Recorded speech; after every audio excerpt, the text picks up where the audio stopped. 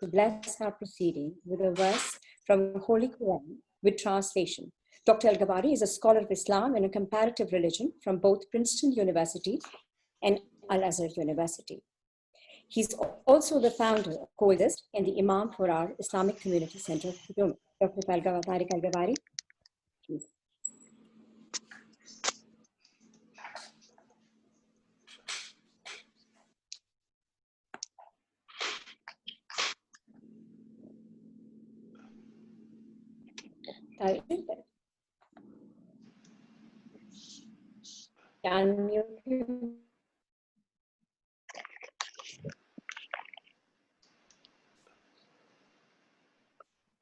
Okay, there we go.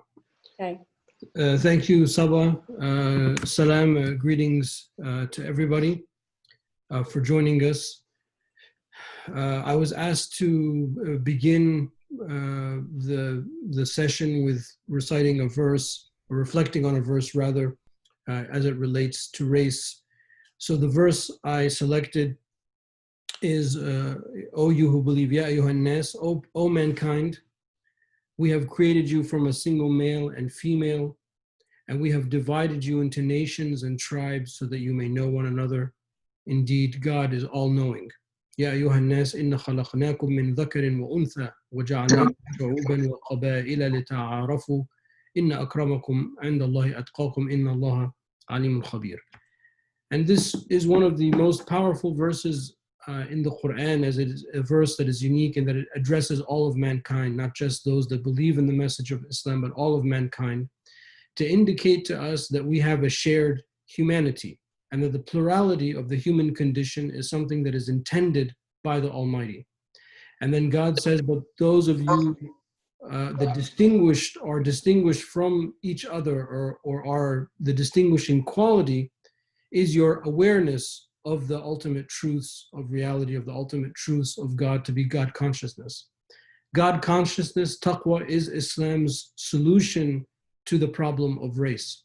It is that we elevate ourselves beyond our tribalism, beyond our ethnic backgrounds, beyond our gender, beyond all of the isms that we use to divide one another. It is to elevate us and to acknowledge that we have a shared humanity, that we are all human, that we all bleed red, that we all have emotions, that we all have needs, and that these are shared amongst each other. And only the person that acknowledges that can truly be distinct, and only the person that can acknowledge that is the person that can truly be called a human. So with that, I hope that may we find our ways back to that truth, and may we work, all of us together, to eliminate this problem of racism.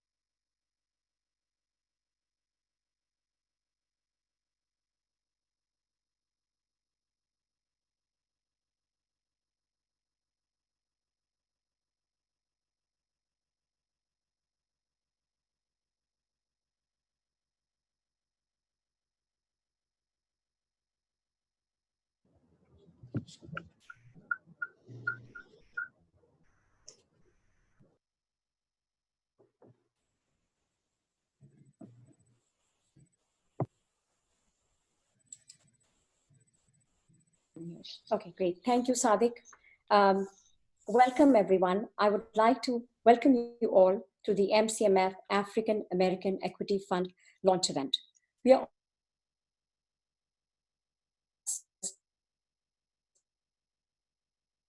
representatives, county council, taking the time to support our efforts. Since there are a number of speakers, I try to be as efficient as possible. Before I turn it over to the next speaker, I would like to recognize Congressman John Lewis, who was laid to rest today.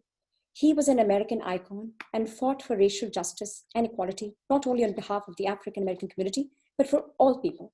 Even though we are saddened by this demise, don't discourage this peaceful quest to bring about positive change in our nation. MCMF wants to play a small part in Congressman Lewis's legacy by not only the work we do on a day-to-day basis in our communities, but also the specific program we are launching today. We would now like to observe a minute of silence to remember Congressman Lewis and all the others who have worked tirelessly for racial justice and equality.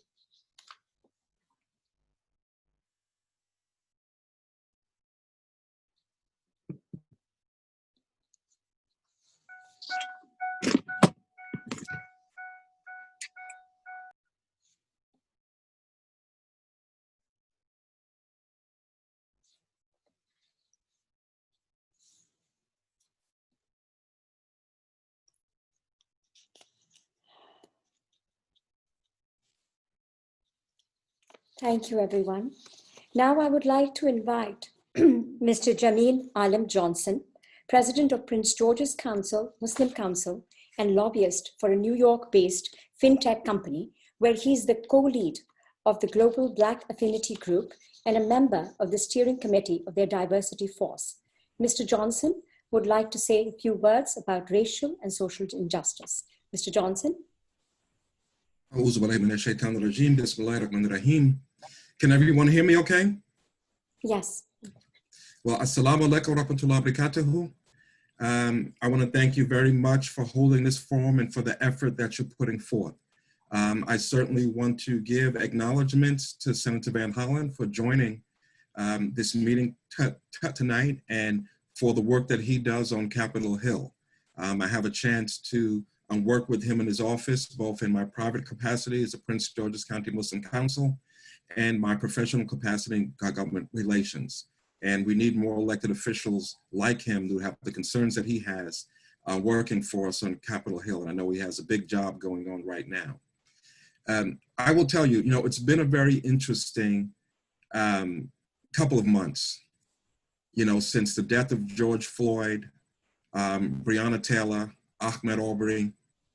And, the interesting thing for the African American community, yes, it has hurt and has been painful, but what a lot of people don't understand, that it's not just because of their 3 deaths, it's because we're continually seeing the same treatment, the same behavior towards the African American community in 2020 that we saw in 1820 and in 1620. Now, it would be improper of me to act as if my situation as an African-American male in the United States is the same as it was for my ancestors.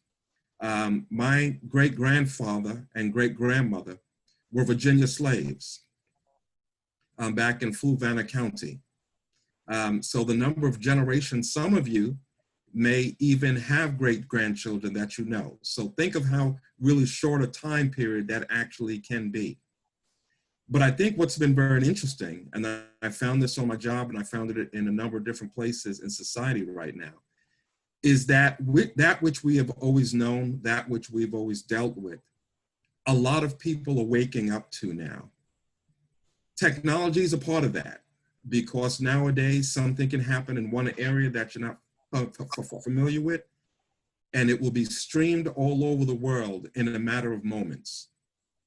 So the treatment by society as a whole, not just by the police, of which, I've had my own dealings with growing up in New York City, and almost every African-American male that I know has had these similar situations with the police, in which when we encountered them, we didn't know how this might possibly turn out before the end of the night.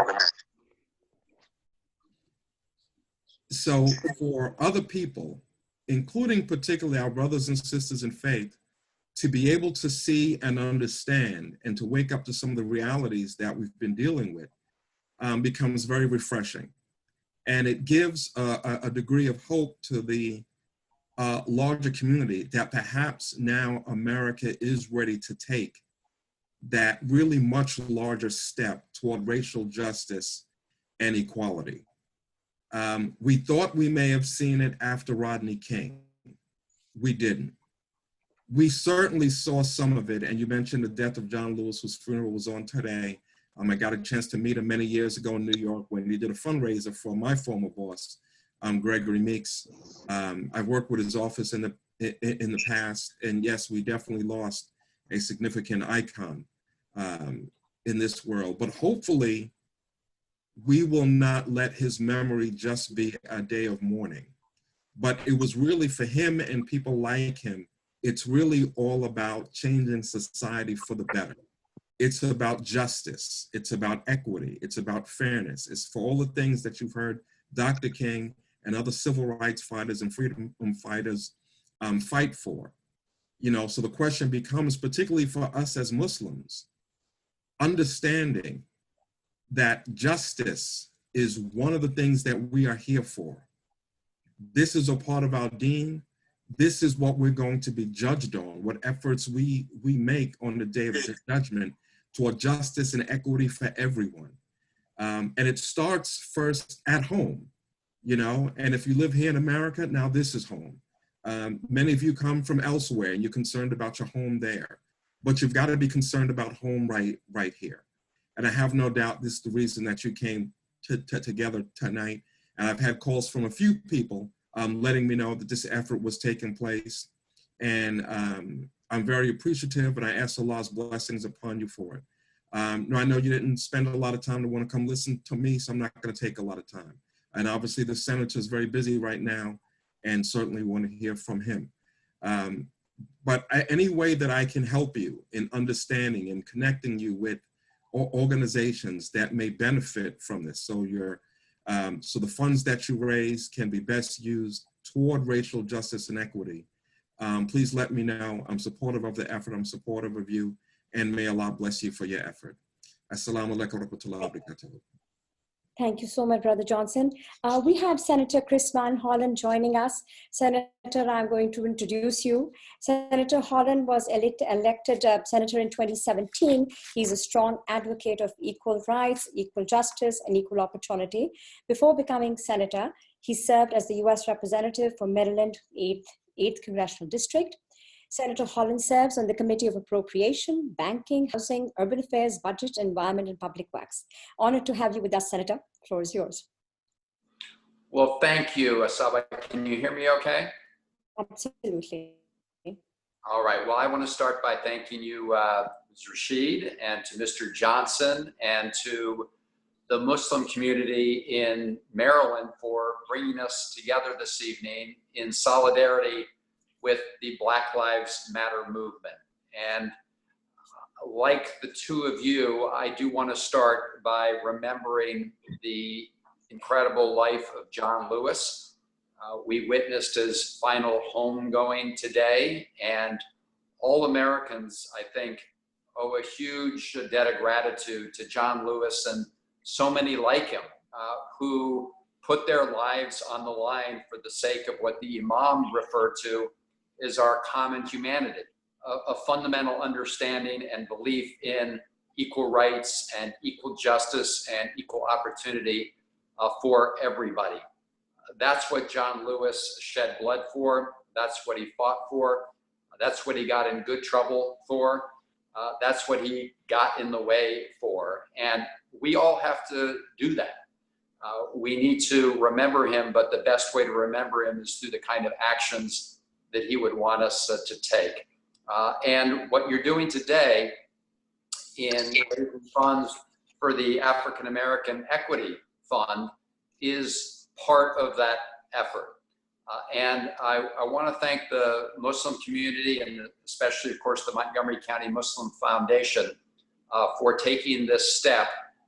And I want to say to all of you that we stand in solidarity with the Muslim community, because the Muslim community has been under attack from the folks who occupied the highest office in the land, beginning with the Muslim ban and other actions that exhibited discrimination and bigotry. And so for you to step up in solidarity with our African-American brothers and sisters, I think is a very important sign that strength lies in all of us working together and walking in John Lewis's footsteps. And we need to work hard to make sure that we do not allow the division and poison being sown from the White House at the highest levels from taking root around the country. And that requires all of us to do Muslim community today in standing in solidarity with the Black Lives Matter movement. John Lewis, as we know, took great heart as he witnessed the Black Lives Matter movement taking hold in the aftermath of the brutal murder of George Floyd and Breonna Taylor, and so many before and so many since. And that is why this country does stand at a moment of reckoning. And it's incumbent upon all of us to do our job as citizens, as community leaders, as elected officials, to make sure that we heed the actions of John Lewis and come together and make sure that we do build that more perfect union and fulfill the promise of equal rights and equal justice. That requires taking action like passing the Justice in Policing Act, which I'm proud to co-sponsor. We need to get that passed in the coming weeks, but if not then, in the coming months. We need to make sure we have a bill that's meaningful and not just symbolic. We need to get rid of the Muslim ban. We need to make sure that we address the fundamental systemic inequities in our country. The COVID-19 pandemic has shown a harsh light on what we all knew were deep divisions and systemic racism in our society. And we're seeing it painfully in the disproportionate deaths and incidents of COVID infections in the Black community, in the Latino communities, and communities of color. So we have a lot of work to do in this country to address these fundamental issues. And this coming together this evening is an example of all of you taking steps that we can as we march in that direction. And so I just want to thank all the individuals who brought us together this evening. Thank you to the Muslim community. Thank you for standing in solidarity with the Black Lives Matter movement. And really all of us need to do what John Lewis wants us to do, which is hold hands to achieve his vision. And I will just end with this. He was, in addition to a great leader, he was a friend to many of us. I worked closely with John Lewis in the House and had the great honor on 3 separate occasions of visiting with him, traveling with him on a civil rights pilgrimage to Alabama, where we walked across the bridge in Selma, which I hope we will rename after John Lewis. And on each occasion, I took one of our 3 children. And I wanted to do that to make sure that they understood the sacrifices that John Lewis made and the sacrifices that people are making today to try to build that more perfect union. It does require getting in the way, and that's what all of us have to do in order to make sure that our country can be the very best we can be, bringing people from different religions, different races, different ethnicities and backgrounds together as one indivisible country, respecting our differences, but recognizing that we are always stronger together, as the Imam said, as part of common humanity. So thank everybody for what they're doing. I join with my colleagues in the congressional delegation and with Senator Cardin in bringing you all of our support. I think you're going to hear from our members of the delegation, John Sarbanes, Jamie Raskin, David Trone. We all look forward to working with you at this important moment in our history, and work with our local officials at the county council level as well. So thank you, and we will continue this march together. And as John Lewis had faith, I think all of us have to keep the faith, and we'll get it done. Thank you. Thank you so much, Senator Holland. I would now like to request Congressman David Trone to join us. I think Sadiq is unmuted. Congressman David Trone was elected in 2018 from the 6th District of Maryland. He represents Montgomery County, Frederick, Garrett, Allegheny, and Washington counties. He serves in Education, Labor, and Foreign Affairs Committee. Congressman David Trone? Joining over. Hey, everybody. Yes, go ahead. Are we coming through good? Absolutely. Okay, great. Thank you all for having me.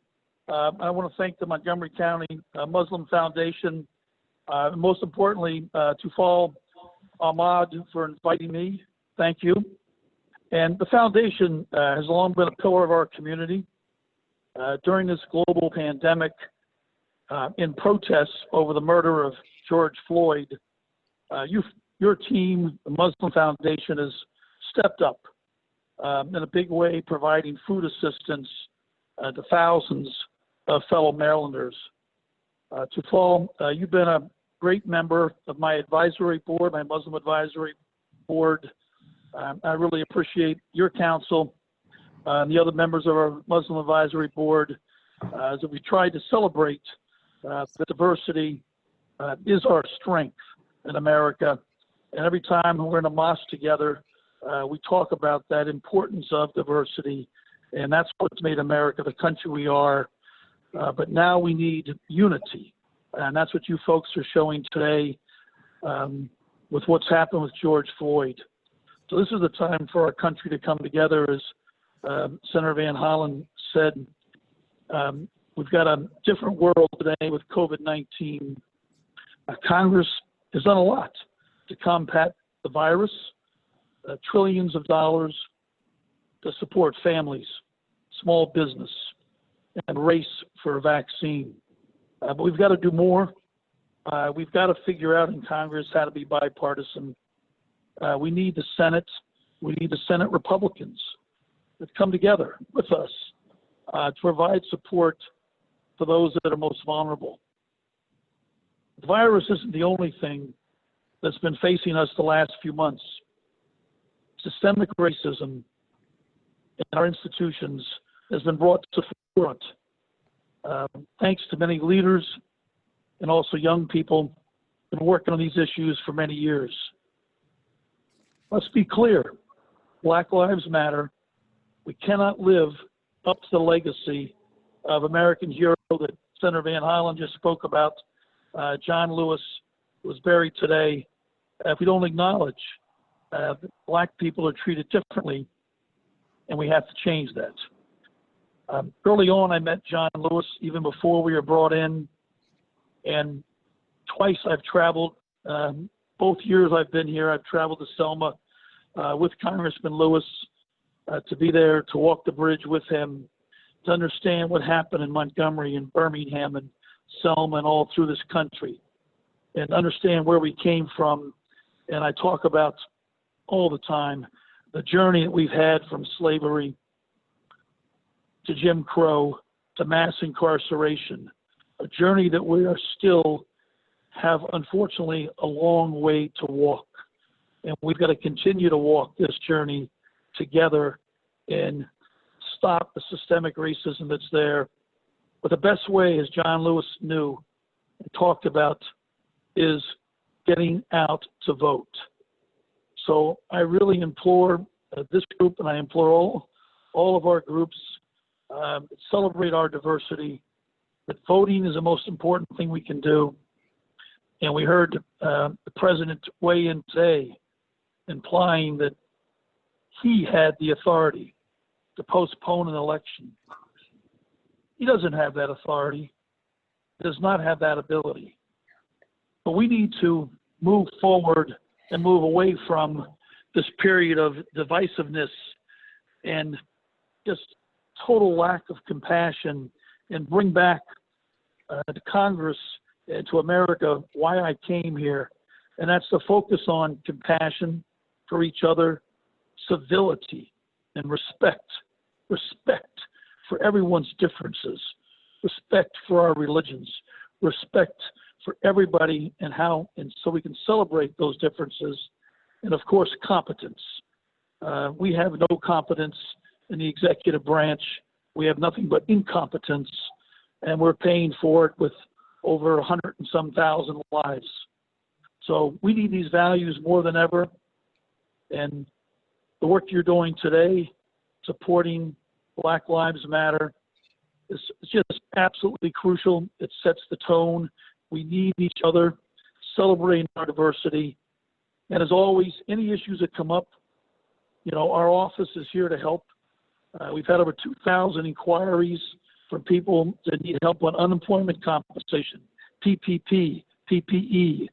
I mean, one thing I get really well is customer service.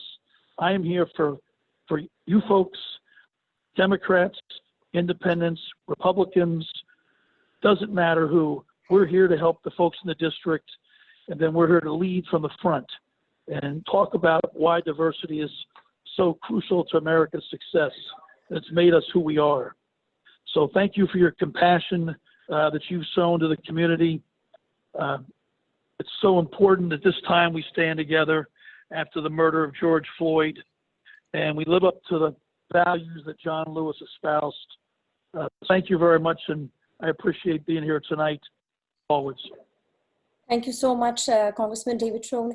I'd like to now invite Congressman Andre Carson to speak. He's the U.S. Representative for Indiana, 7th Congressional District, and was elected in 2008. Congressman has a record to fight for jobs, economic growth, and safer communities. He's a member of Transportation and Infrastructure Committee. He's one of the 3 Muslims who work in Congress. Congressman Andre Carson, can I request you to please speak?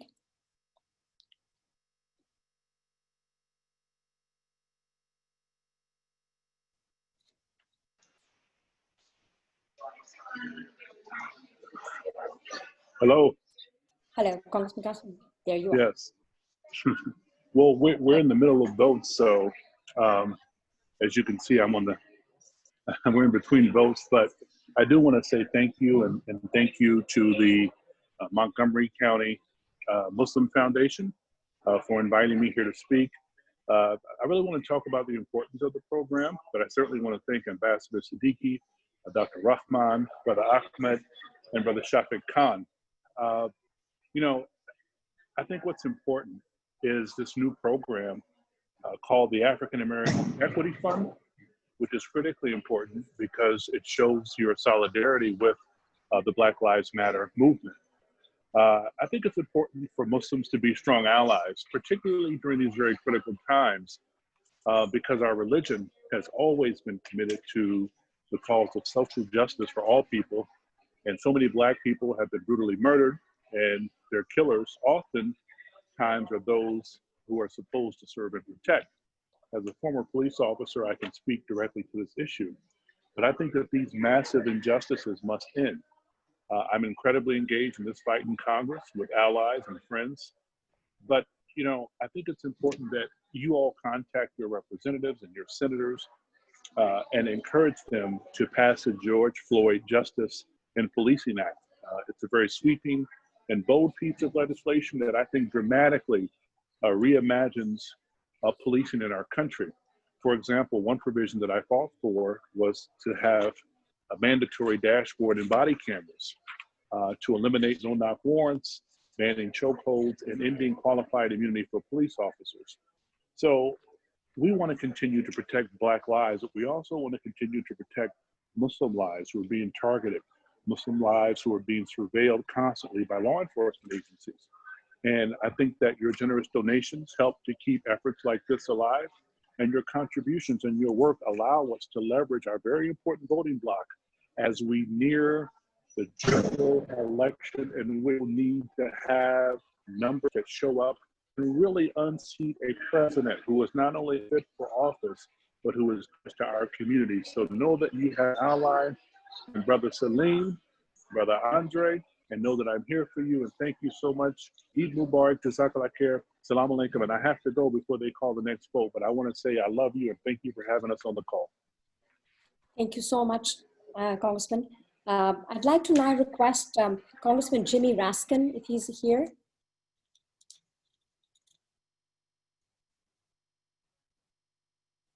Or Congressman John Sarbanes.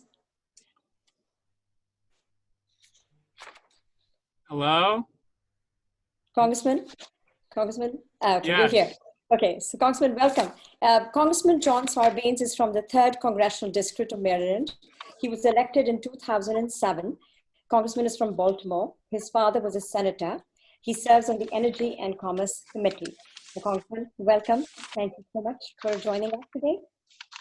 Well, thank you very much. I really appreciate the opportunity. I want to salute the Montgomery County Muslim Foundation for, first of all, the work that you do all the time, every single day to lift up the community, not just Montgomery County's community and not just Montgomery County's Muslim community, but the work that you do gives back to the broader society in very meaningful ways. And I thank you for that. And I think, to be honest, it's a model for how organizations like yours operate, not just around Maryland, but in the region and across the country. So I wanted to say that on the front end.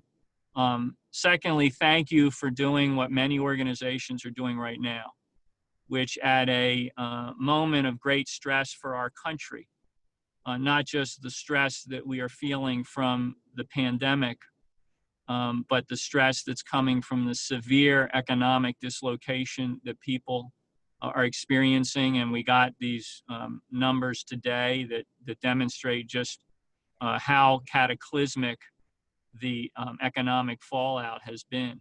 So there's those stresses. But then with the recent experiences we've had as a country, seeing police brutality, the death of George Floyd, Breonna Taylor, Ahmaud Arbery, Rayshard Brooks, so many others whose families have been left grieving by this continuing violence and racism that unfortunately permeates too many institutions across our country, including law enforcement organizations and institutions. This is a moment of great challenge for us, but I think it's a moment of great opportunity to begin to think differently about how public safety operates, and to begin to build those bridges and then sustain them between communities, and between, frankly, communities and people that have experienced stress and the difficulties of sometimes navigating American society in ways that can lift them up. So your impulse to gather around to provide resources and support and stand in solidarity with communities that are feeling this stress right now, I think that impulse was exactly the right one. It comes as no surprise given the work that you do every single day. So thank you for that, and thank you for the opportunity to join you for just a few moments and to applaud the work that you're doing. Thank you so much, Congressman Sarbanes, for joining us. I would now like to request our County Executive, Mark Elrich. Please come up on the screen. He was elected in 2018, and Mark Elrich has served 3 terms as council member at large. So can you see me? Yes. Okay, good. First of all, thank you for asking me to join you tonight. This is really important times. This is one of your holiest of holidays. And none of us are celebrating holidays the way we used to celebrate holidays. We know that. This has been hard this isn't the only holiday that's been missed, and there's all the community and all the work that you do with each other that I've seen you do, all the events I used to go to and enjoy going to, and they're just not happening right now because we're all dealing with the crises that's in front of us. I want to thank you for taking time in this to do a fundraiser that's devoted for social justice for the African American community in our county. It says a lot that this is important to you. It says a lot that in the midst of everything that's happening on the holiest day that you have, that you find that a day that's appropriate to talk about the work you want to do and to support others in our community who are suffering and struggling for justice in our society. As long as I've been involved in Montgomery County and been involved with the Muslim community, you have always been here for all of these struggles. And I really appreciate the fact that you're always here for these struggles. It means a lot to me, and it means a lot to everybody else.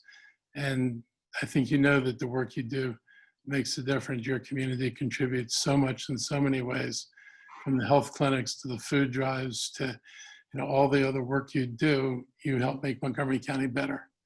And I see my friend Tufail on the screen there. I'd be remiss if I did not say hello to him as well, because you've been a true leader of this. And I got to know you in an election in 2008, and I thought so much of you back then, and I'm just so glad that you've continued to do this kind of work, because it really matters to everybody else. And as Congressman Sarbanes said, our African American community is suffering still under the yoke of pretty much almost 400 years of racism, and about 3/4 of that under slavery. And it is brutal conditions, and America's had a very hard time coming to terms with the injustices that we have let loose in society. We have a president who somehow thinks there's no difference between a Nazi and a civil rights worker, which is kind of extraordinary to me. So these are difficult times, but the African American community needs our support. I am happy, proud of you for being willing to do this. I can't tell you enough how important I think it is. And thank you for reaching out, and thank you for asking me to join you. We will continue to work together, and sometime in the reasonable future, we'll all break bread together and have a proper in-person celebration where we can shake hands and hug each other and tell each other how good it is to see each other again. But until then, these kind of works will be the things we think about and the things we remember. So thank you. Thank you so much, County Executive. We are also looking forward to that moment to come soon enough when we are over with this pandemic. Thank you. Now, I'd like to now invite Council Member Sidney Katz from Maryland 3rd District, please. Well, thank you very, very much. I am Sidney Katz. I'm the County Council President this year, and it is truly my honor and pleasure to be with the Montgomery County Muslim Foundation this evening. And of course, we all have to say hello to our friend Tufail Ahmad as well. I mean, he and I have seen each other over the many years. I was mayor of Gaithersburg prior to becoming on the county council.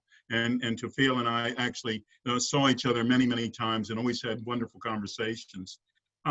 It's already certainly been mentioned that on the day that Congressman John Lewis was put to rest, that we all have to keep in mind that he was the conscience of the Congress. And during a horrible crisis that we're going through, a crisis of murder, a crisis of pandemic, of sickness, we all have to remember how important it is for all of us to remain the conscience of our community. And certainly each of you has done that with each of us. Just my colleagues last year, and it was led by the council president at that time, Nancy Navarro, council member Nancy Navarro. But last year we passed the social equity and the racial equity and social justice legislation. The day I became county council president is the day that County Executive Mark Elridge signed that legislation that same day.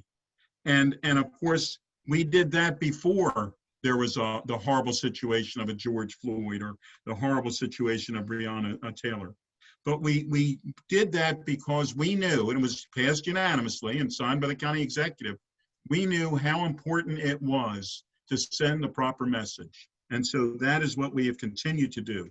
Just this week, we voted on the people that will be on the Policing Advisory Commission. And that will be a commission that will advise the county council and the county executive as well on matters that deal with policing matters. Just yesterday, my colleagues and I unanimously passed the use of force legislation. And it was so that we can work with our police officers, so that our police officers can keep our community safe, but they need to keep our community safe, and will keep our community safe so that all are safe at the same time. I've often said that a community is a family, and certainly our community is our family. And each of you have worked together to help each other, to help people that you don't necessarily know, to feed people you don't necessarily know, but we know that it's so necessary to do. So thank you very, very much for allowing me to say a few words, and thank you for everything that you do for us each and every day. Thank you so much, Councilmember Katz. I would like to now invite Congressman Jimmy Raskin. He's from the 8th Congressional District of Maryland. He represents Montgomery, Carroll, and Frederick counties. He serves in the Judiciary, Oversight, and Reform Committees. Congressman Raskin. Saba, thank you very much, and thank you to Bill Ahmad for inviting me, and thanks to everyone who's assembled here, and thanks for what you're doing in making this investment in the progress and improvement of our community. I'm in between in the House. I just voted and I got to run back in a minute to vote, but I wanted to come on to express my appreciation and gratitude and to send my love and solidarity to everybody there. I'm proud that in the House of Representatives, we acted very quickly after the appalling murder of George Floyd, that 8 minutes and 46 seconds of excruciating murder and torture that the whole world saw, and that really brought the whole country around behind Black Lives Matter and the wonderful young people who've been braving the barricades and a very rough police response in a lot of parts of the country, as well as completely illegitimate assaults on the rights of the people by Attorney General Barr and President Trump in a number of places, including Lafayette Square, where 2,000 nonviolent protesters were attacked on horseback and with tear gas and pepper spray and batons. The House acted, and we passed the George Floyd Justice and Policing Act, which has 15 different components to it, so I can't describe everything, but it is the most comprehensive legislation ever passed at this point just by one House of Congress. We're hoping that the Senate will move something at least, but it's the most comprehensive and sweeping legislation to reform policing in America, and it bans all racial, ethnic, and religious profiling by police in the country. It bans the use of chokeholds and carotid holds and strangleholds in every police department that receives federal money. It says that the standard for the use of lethal force is you've got to be defending life. So you don't put your knee on someone's neck and press down when they're handcuffed, when they got their hands behind their back, because that person's no threat to you, whether they're the most innocent person in the world or the guiltiest person in the world. You don't use lethal force against people who are not a lethal threat. We also passed the mandatory use of dashboard cameras, of body cameras. We got rid of a number of corrupt judicial doctrines like qualified immunity, which have been allowing police officers and police departments to escape liability for illegal attacks on the people and so on. So all of that is to say that under the leadership of Speaker Pelosi, the majority caucus in the House has acted with great vigor and great focus and attention and promptness in addressing this. We've not heard back from the Senate yet, but we're going to keep pushing that. And we know that this has got to be an issue in the presidential campaign, which will last another 96 days. So thank you for what you're doing, because we need change at the federal level, we need it at the state level and the local level, and I'm very proud to get to represent the wonderful people of the 8th District in advocating for our values in the Congress of the United States. Thank you so much, Congressman, for joining us today. I would now like to invite Council Member Gabe Albornoz, Council Member at Large. Thank you, Saba. It is such an honor to have the opportunity to speak to all of you, and I miss the annual barbecue that we have every year, which I look forward to every year because you have the best food by a mile. And just acknowledge this painful time and unprecedented time that we are in. The two biggest indicators of whether or not you have COVID are race and income level. And unfortunately, that has been true even here in Montgomery County, where we have all on this call and many others have worked so hard to move forward progressive and equitable programs and services. But the disproportionate impact on our communities of color are stark, with our African American community leading the most number of deaths that we have had here in the county, and our Latino community leading with the largest number of positive cases. And we have also known of the tremendous mental health impact on our entire community, but that has been particularly felt by our Asian community, in large part because of the rhetoric that we're hearing at the national level. This, coupled with the tremendous calls for police reform, the unprecedented impact on our youth with distance learning and trying to adjust to this new time, is overwhelming. And I'd be lying if I said there aren't moments where I have felt very down and have lost a tremendous amount of sleep. But days like today keep me going. And Councilmember Navarro has now heard this story 3 times, so I apologize to her. But I spent the afternoon with a very good friend named Grace Rivera Oven, delivering over 300 food packages to families in the Germantown area. And we visited with Latino families, we visited with African American families, we visited with African immigrant families. And it was clear that the impacts of the virus are profound and deep. I spoke to a woman who has lost her husband, and she has 4 children, all under the age of 7, that she now has to try and support on her own. And so there is tremendous pain in our community, but I also have a lot of hope because there are organizations that are standing up to help. There are organizations like the Muslim Foundation that have built trust and have been called to action and are serving in very meaningful and authentic ways that are having a discernible impact in our community. And I also have faith because I am honored to serve with 8 members of this county council who have been completely and totally dedicated, both in our policy decisions, in our budgetary decisions, and in our efforts to collaborate with the executive branch to hold the line on providing safety net services to our community and taking advantage of this moment to make meaningful change in policy and police reform and to strengthen our communities in very unique and profound ways. So I, although have been troubled and as I said, have lost sleep, it's moments like this, it's people like you that give me hope. It's moments like hearing Barack Obama speak at John Lewis's funeral today. It's moments like knowing we have an opportunity on Election Day in just about 97 days to make a difference in our country. So I thank all of you for your leadership, for your caring, for your love, for your understanding, and I'm honored to have an opportunity to work with all of you.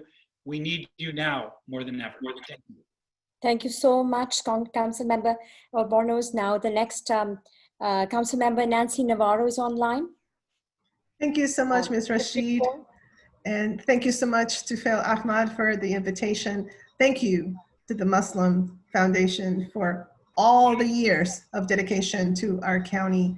You know, oftentimes you hear this cliche that in Montgomery County, diversity is our strength and that we are so fortunate. And it is very true. But I think in moments like these is when you really, truly see what this means to all of us.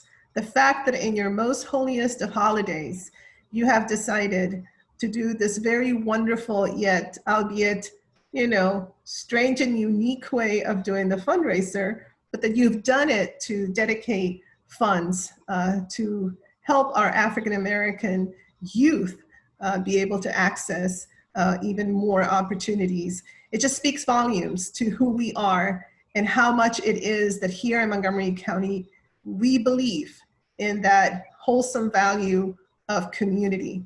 We just had this amazing time interviewing a lot of amazing people for to be appointed to the Police Advisory Commission. And one of the young Latina women that was interviewed, she said that she doesn't want to be an ally to our Black community. She wants to be a co-conspirator.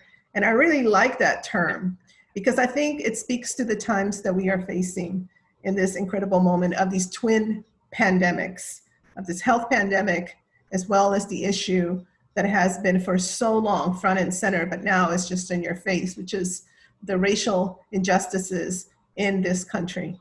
And so I just want to say to you that I think we have all been stretched really thin and have been challenged in such a strange way, not only in our personal lives with our families, worried about our own health and how are we going to navigate all of this, but then also in really caring for our neighbors and for our community. And I will tell you, because this is my last term on the council, that I am so, so honored to serve with my colleagues who have day in and day out stretched themselves so that we can do whatever we can to mitigate this impact for all our residents. And everybody has done it with pure heart. So I think it is because of organizations like yours and because of all the people that call Montgomery County home that we are gonna get through this. And I believe that when we come out on the other side, we're gonna be even stronger. So thank you so much for allowing me to come and say hello. There is a parallel forum going on, a Spanish language town hall that I'm gonna go back to and answer some questions, but I really wanted to be here and say hello and thank you for this really amazing time. Thank you so much, Councilmember Navarro. Happy to have you join us. I'd like to now invite Councilmember Hans Reimer, District at Large. County Council Member, District at Large, please.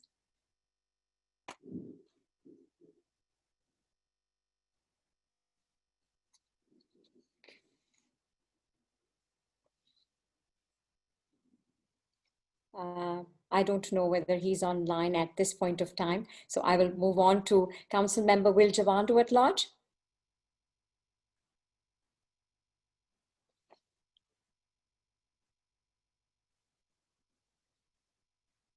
Can everyone hear me?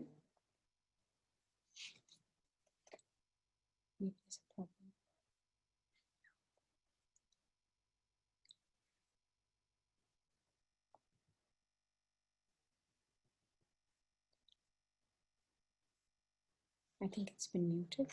No, it's unmuted. Okay, so we'll move on to Councilmember Evan Glass.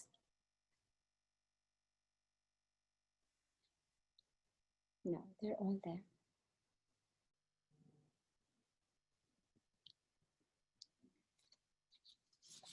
Councilmember Andrew Friedson from Maryland District 1. I see you there. Yes, hi, I'm here. Thank you so much. I should have called you before everyone. Dave, yeah, the youngest member of the council, I get to go last. I'm used to it. I was the youngest of 4 growing up, so it's all yours.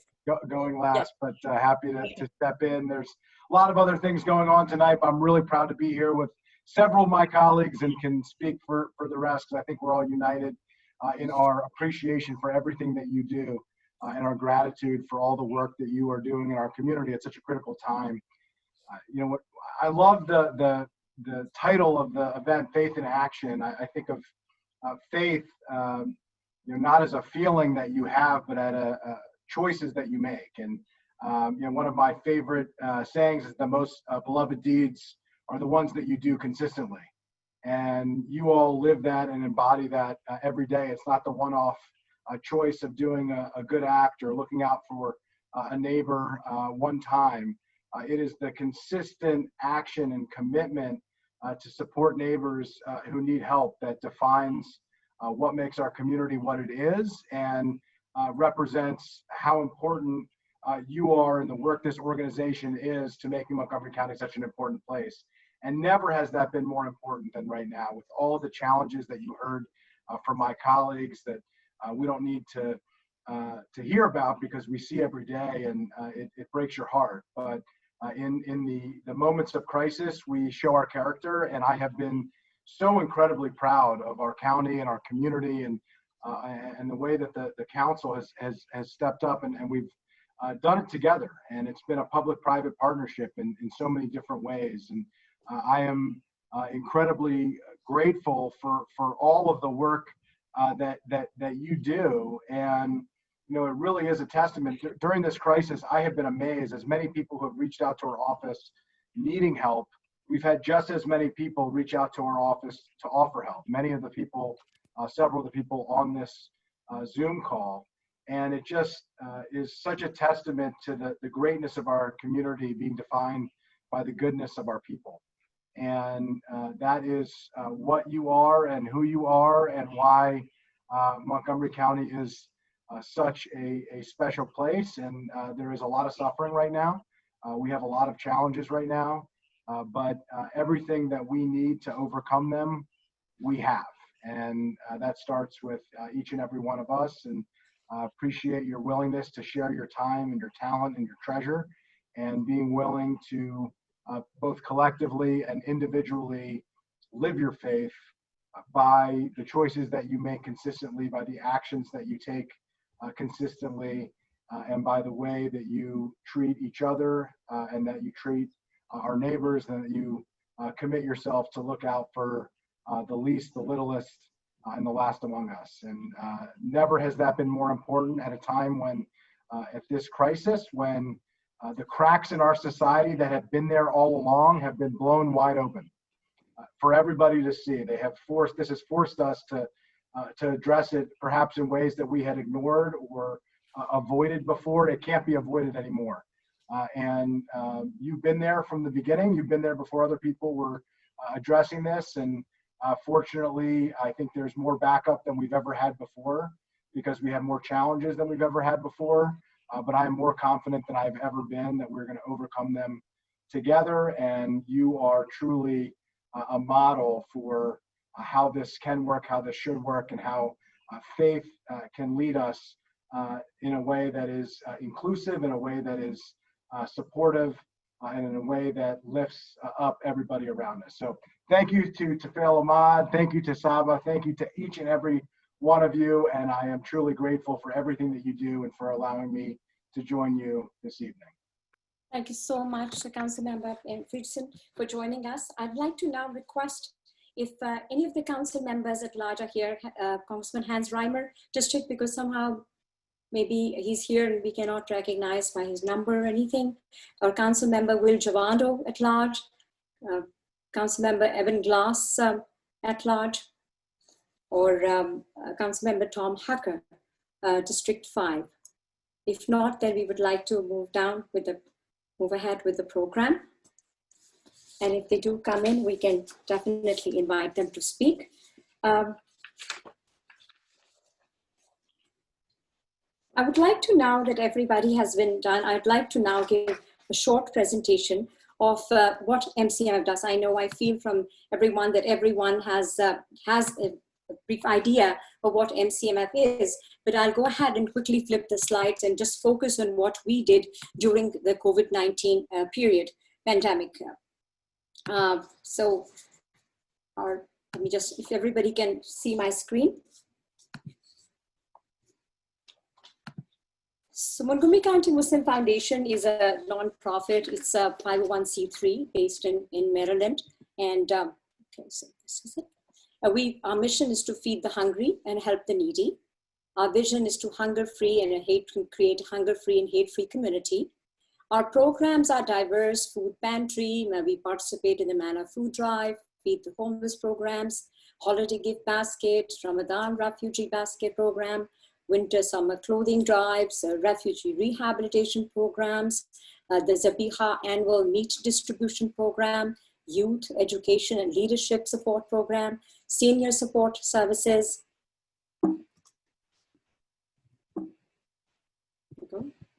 Let me just, can you share the screen?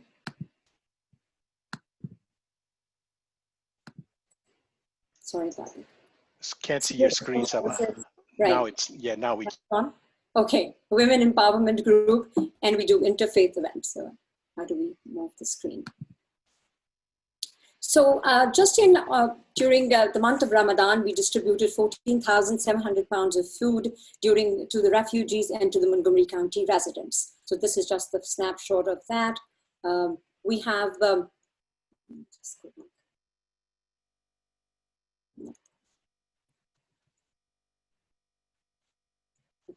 next one. So the food pantry, which we run on a monthly basis, distributed 16,360 pounds of food and 4,900, I think I didn't see the screen properly here. Let me just move the screen. 4,900 pounds of groceries to Montgomery County residents. Next slide. MCMF launched the COVID-19 Patients Food Assistance Program to serve the patients of COVID-19. We fed the Feed the Homeless program, served 630 meals for 18 days from April to June. We served 1,815 meals to low-income families in Montgomery County. 200 meals were served to area police, fire, rescue, and hospital staff. And we had Zakat Fund, which contributed $4,000 to COVID-19 impacted families, mostly going to rental assistance and food and supplies. We have an online youth coding program that benefited over 500 students. Our seniors who are really homebound have started exercising online. So 15 to 20 seniors exercise online like twice a week. And the Women Empowerment Program has made 600 face masks for area hospitals and Montgomery County families. So this is what we are doing. It's just a brief snapshot for what we worked on during this pandemic from January to June. So now I would like to invite Mr. Dr. Shah Nawaz, who is the lead for this program, to come and say a few words. Dr. Shah Nawaz, he's our board member. Please.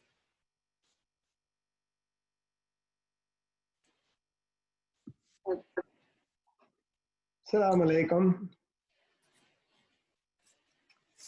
The last 4 words of George Floyd really moved the world as white and black and everybody as one humanity.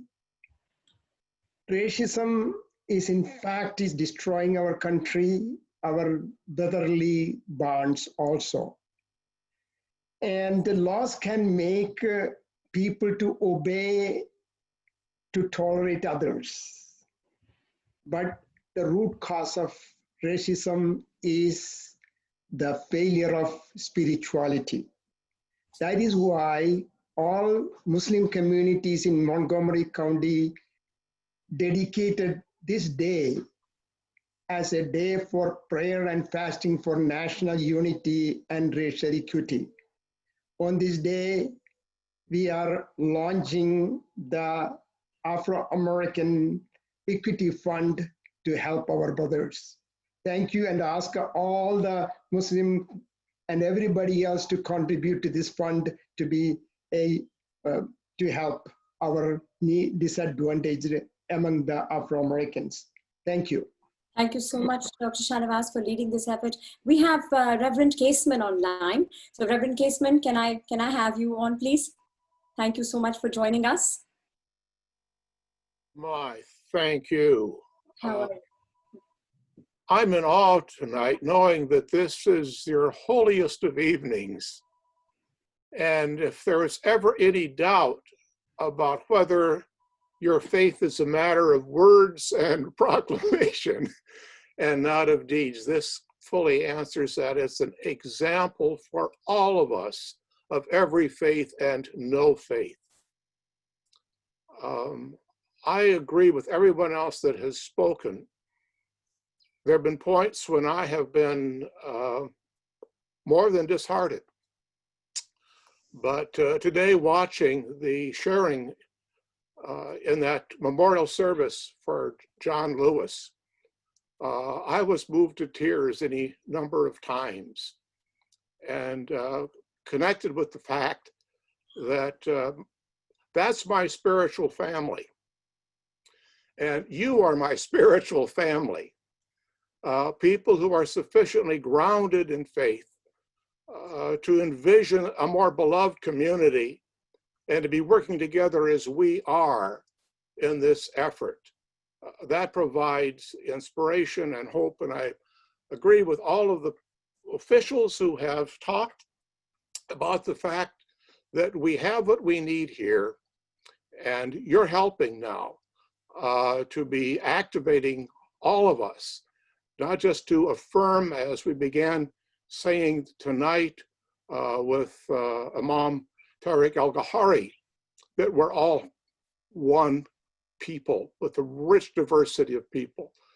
And so you're helping us to enjoy this. I'm feeling uplifted, I'm excited, and I'm waiting to see where and when I can hit that donate button to make this even more of a reality. So thank you all for your leadership. And I'm just pleased to be a supporter. Thank you, Reverend, for joining us. Now I would like to request Mr. Tufail Ahmed, our chair of MCMF, to please say a few words and thank everyone. Tufail, let me see.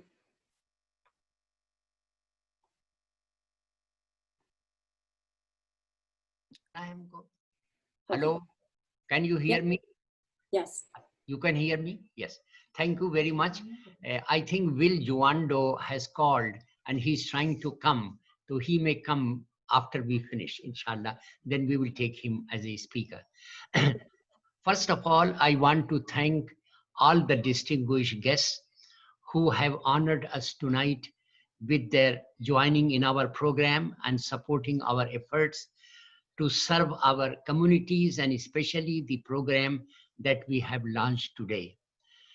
MCMF would not be here today without the unwavering support of all of you since our inception, and we are very appreciative of it.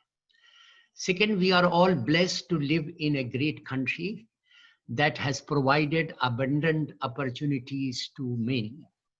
However, we also know that we still need to do a lot more to make things better. And one of the most important areas in this regard is to eliminate racism in our society, which unfortunately still continues to afflict us. I'm heartened by the tremendous outpouring of support recently, especially from younger people across the country through peaceful protests against racism. And I never felt so hopeful that we will finally make a strong progress towards this goal. Today is the day of Arafat in Islam, which occurs during the annual pilgrimage to Mecca, and is also the day when our Prophet Muhammad, peace be upon him, gave his last sermon. In this sermon, he said the following: no Arab has any superiority over non-Arab, and no white man has any superiority over black man, or the black man has any superiority over white man. We are all children of Adam, and Adam was created in clay, by clay. We chose this day to launch our program to support the African American community because we want to follow the example that was laid out by our prophet, who decreed against racism. I am most thankful to members of our community who have already donated to our fund to support the African American community, and encourage everyone to contribute more towards this important effort, both monetarily as well as through our joint quest for justice and equality. Thanks again to everyone for joining and supporting our efforts this evening, and I wish all of you much health and safety. Thank you very much for all of you who came to join this effort. Really, we are very, very grateful for all of you who have supported us all the way. It would not have been possible without your support. So thank you very much. To Phil, I just wanted to say thank you. Good to see you. Council Member Will Javando, please say something. We were waiting for you. Please go ahead. Thank you so much. Well, it sounded like it was closing out. I don't want to keep people on the Zoom too long. No, you're right on time. You're fine. Okay. All right, wonderful. Well, good evening, everybody, and thank you to my dear brother, to Phil, Ahmad, and all the great folks that are here. I see very familiar faces. And I apologize, I was on another Zoom with our students that they hosted, and that just ended. So this has been an emotional day, week, month, year, as we've laid to rest, a champion, really the changing of the guard, really, as in so many ways, in John Lewis, the last living speaker at the March on Washington from 1963, and a mentor and a friend and the conscience of the Congress. In the same year that we lost Elijah Cummings, another giant here in the state of Maryland, and in the same year that we would be dealing with this global pandemic, but also coming to grips with the pandemic of institutional and systemic racism and all of its progeny here in the United States, most poignantly and perniciously experienced in police violence in the murder of George Floyd and Breonna Taylor and Ahmaud Arbery and many others, but also in healthcare and Black and Latino residents contracting and dying at higher rates from COVID, and our housing crisis and our educational opportunity gaps and all the things we know that are happening. So I just really am full. I'm thankful to be in a position with my colleagues, I see many of them here, to have an impact and to provide opportunity and strive for that redemption of America that John Lewis and Elijah Cummings and so many others talked about, to be worthy of that legacy. And I really thank this community that has always been there. I think I've told many of you, half my family is Muslim. My dad grew up in Nigeria, and my grandmother made the Hajj to Mecca. And that was a huge deal for our family when she did that.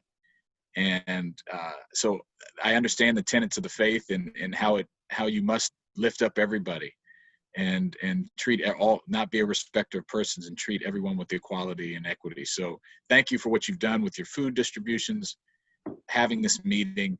It means a lot to all of us, and we're going to continue to work to make Montgomery County and Maryland the place that we know it can be, in the memory of all those who have passed on at this critical moment in history. So thank you for having me, and I hope I didn't go too long.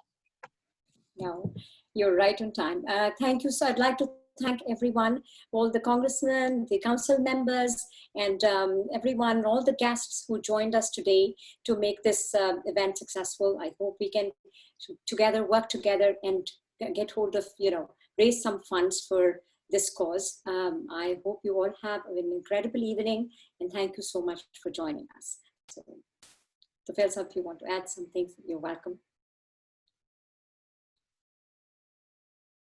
Good night.